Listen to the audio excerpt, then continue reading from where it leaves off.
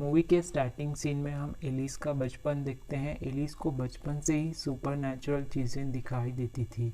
इसी बात से एलिस का फादर उसे मारता पीटता था, पर उसकी माँ उसे सपोर्ट करती रहती थी। एलिस की माँ उसके भाई को एक सीटी देती है और कहती है जब भी उसे बुलाना हो तो वो सीटी बजाकर उसे बुला सकता है। एलिस की माँ एलिस को और उसके छोटे भाई को उनकी रूम में सोने के लिए लेकर आती है। तभी वो बिखरे हुए खिलौनों को देखकर एलिस से पूछती है। एलिस अपनी माँ को बोलती है कि यहाँ एक बच्चे की आत्मा खेलती है जो कि कुछ सालों पहले यहीं पर रहती थी। एलिस की माँ एलिस को समझाती है और ऐसी बातें करने से मना करती है। जब एलिस और उसके भाई सो रहे होते हैं तभी एलिस को एक बच्चे का विजन दिखाई देता है और वो उन दोनों को डराने लगता है। एलिस का भाई डर कर चिल्लाने लगता है। तभी एलिस का फादर वहाँ आ जाता है और एलिस को मारने लगता है और एज ए पनिशमेंट एलिस को बेसमेंट में बंद कर देता है। एलिस की माँ अपने हस्बैंड को ऐसा करने से मना करती है पर वो नहीं सुनता। एलिस को बेसमेंट में कुछ अजीब आवाज़ें सुनाई देती हैं जो कि उसे लाल कलर की डोर को ओपन करने को कह रही होती है।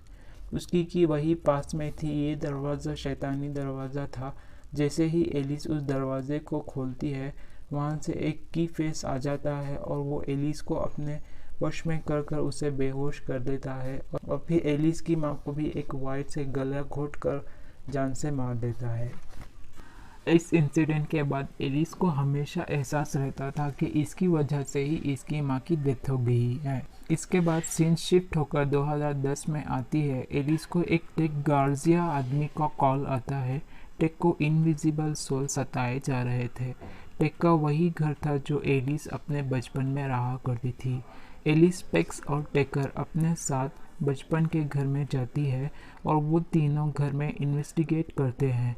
उसी दौरान एलिस को एक सीटी दिखाई देती है जो बचपन में उसकी माँ उसके छोटे भाई को दी थी। एलिस वो सीटी को देखकर इमोशनल हो जाती है और उसकी एक फ़ोटो खींच लेती है। उसी दौरान सडनली एक लड़की की सोल वो सीटी को एलिस से छीन लेती है। स्पेक्स और टेकर एलिस के ड्रेस में लगे हुए कैमरा से उस लड़की को देख पाते हैं पर एलिस नहीं देख पा रही थी। फिर सीन शिफ्ट होकर पास्ट में जाती है।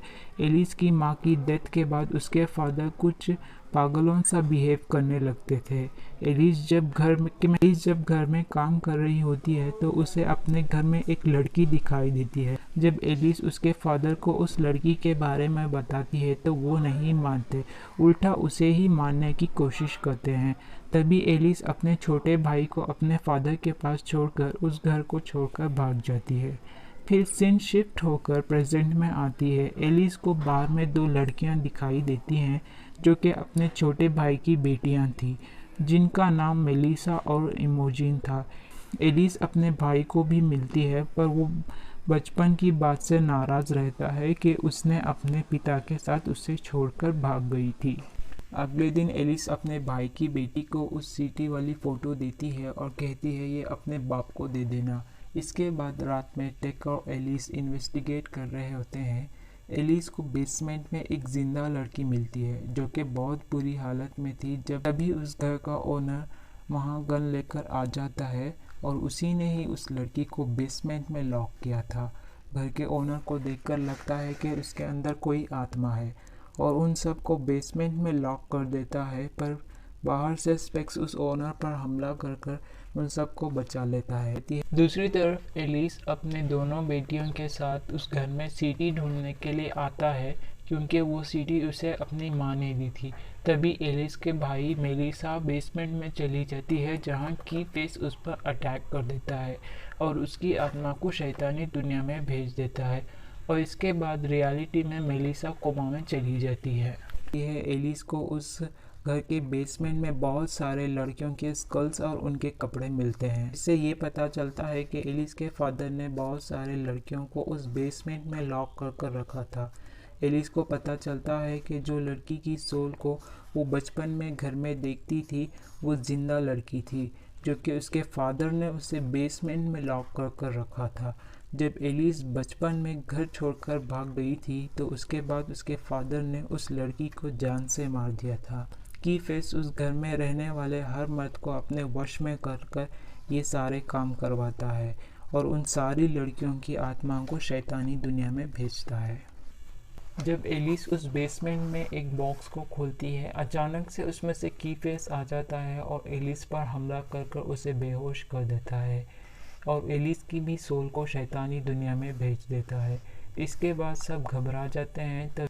तभी इमोजिन बोलती है कि उसके पास भी एक सुपर नेचुरल पावर्स है और वो शैतानी दुनिया में जा सकती है और एलिस को बचा सकती है।